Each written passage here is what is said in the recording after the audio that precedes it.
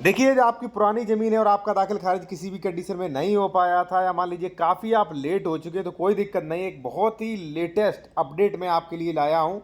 यहाँ पे आप सामने डिस्प्ले पे देख सकते हैं साथियों, ये कोर्ट ऑर्डर है, जहाँ पे आप देख सकते हैं कि दाखिल खारिज नामांतरण प्रार्थना पत्र प्रस्तुत करने की कोई समय सीमा वेद नहीं की गई। नामांतरण प्रार्थना पत्र कालाबाधित होने के कारण निरस्त नहीं किया जा सकता है। और यहाँ पे आप देख सकते हैं नामांतरण हेतु प्रार्थना पत्र कभी भी दिया जा सकता है। अब देखिए, इससे आपको काफ़ी बड़ा लाभ होगा। क्या लाभ होगा, तो चलिए मैं आपको बताने वाला हूँ। और अगर आप कोई भी विशेषज्ञ द्वारा कंसल्टेशन करना चाह रहे हैं साथियों, या आपने डॉक्यूमेंट चेक कराना चाह रहे हैं ज़मीन खरीदने से पहले, या खरीद चुके हैं ज़मीन सही है कि नहीं, हमारा दाखिल खारिज हो जाए कि नहीं, कोई भी केस पेंडिंग वगैरह तो नहीं है, ठीक है, तो आप चेक करा सकते हैं। कॉन्टैक्ट नंबर वीडियो के डिस्क्रिप्शन में मिल जाएगा। और जो भी लोग जूनियर एडवोकेट हैं या आप नॉर्मल व्यक्ति हैं और आप कानून के बारे में बेहतर जानकारी लेना चाहते हैं, तो ये कोर्ट ड्राफ्टिंग नियम ई बुक देख सकते हैं। व्हाट्सएप नंबर ये हमारा दिया गया, फीस ये दी गई। इसमें कई चीज़ें आपको मिल जाती हैं, जैसे कौन सा केस किस न्यायालय में चलेगा, वाद पत्र के नियम, न्यायालय का चयन, तथ्य मूल्यांकन, अनुतोष अदालत, धन अधिकारिकता, ठीक है, स्टे, आदेश स्थगन, दाखिल खारिज कैसे करवाएं, दाखिल खारिज निरस्त कैसे करवाएं, दाखिल खारिज रुकवाएं कैसे, दाखिल खारिज रेस्टोरेशन, रजिस्ट्री कैंसिलेशन, कब्जा हटवाने के लिए बाद, जमीन बंटवारा, सीमांकन संशोधन, कब्जादारी की बेदखली, सूट फॉर डिक्लेरेशन, ठीक है, आरटीआई, भरण पोषण। और यहाँ जमीन बंटवारा अगर मान लीजिए अचानक विवाद हो रहा तो 145 का नोटिस कैसे देंगे।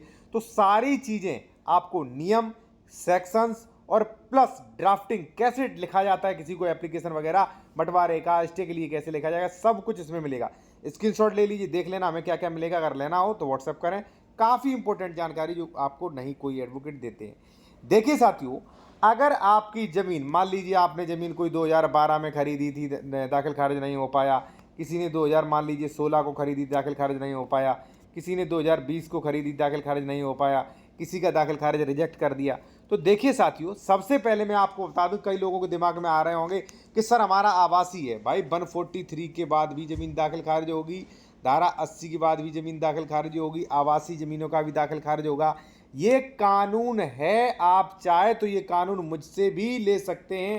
व्हाट्सएप नंबर हमारा जो है वीडियो के डिस्क्रिप्शन में आपको मिल जाएगा, ठीक है साथियों। 2025 में और 26 में ये सभी शासनादेश जारी हुए। 143 का भी दाखिल खारिज होगा, 80 का भी दाखिल खारिज होगा। और अब मैंने काफ़ी रिसर्च करके एक ऑर्डर ये भी लाया है कि विक्रय विलेख के आधार पर, देखिए आपने ज़मीन खरीदी थी, आपने, आपके पापा ने, दादा ने, मान लीजिए काफ़ी दिन हो गए, अब आप जा रहे हैं तो वो रिश्वत लेने का मन कर रहा है, ठीक है, निरस्त कर दे रहा है। तो आप ऐसे मत करें। नामांतरण से पहले सबसे पहले तो अपने डॉक्यूमेंट चेक करें। डॉक्यूमेंट ये चेक करें कि भाई धारा 88, 89, 90, 97, 98, 99 इनका उल्लंघन तो नहीं हुआ। देखिए, अगर इनका उल्लंघन हुआ है तो मैं कहूँगा दाखिल खारिज पहले ही से न करवाएं, ठीक है। अगर मान लीजिए उल्लंघन हुआ, आपके वकील ने नहीं देखा, इतनी जानकारी उसे नहीं है, और आपने मान लीजिए आवेदन कर दिया, तो निरस्त हो जाएगा। यहाँ पे आप देख सकते हैं ये 1/3/2025 में एक निरस्त हुआ था, ठीक है, पत्रावली दाखिल दफ्तरों, क्योंकि उन्होंने जो है इसका उल्लंघन किया था, इसके संबंध में शपथ पत्र नहीं दिया था।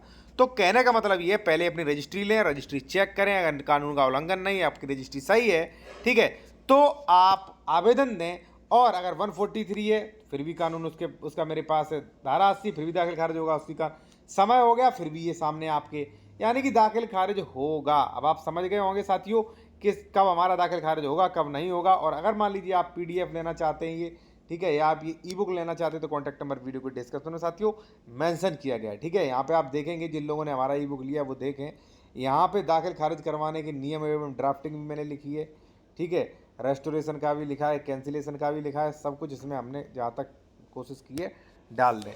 तो अगर ज़्यादा पुराना दाखिल खारिज हो गया तो डरे नहीं, आप ये आदेश दिखाएं तहसीलदार को कि देखिए सर इसमें जो है आदेश दिया गया, ठीक है। आप इसका फुल डिस्क्रिप्शन शायद आदेश जो है डिस्क्रिप्शन के हमसे ले सकते हैं।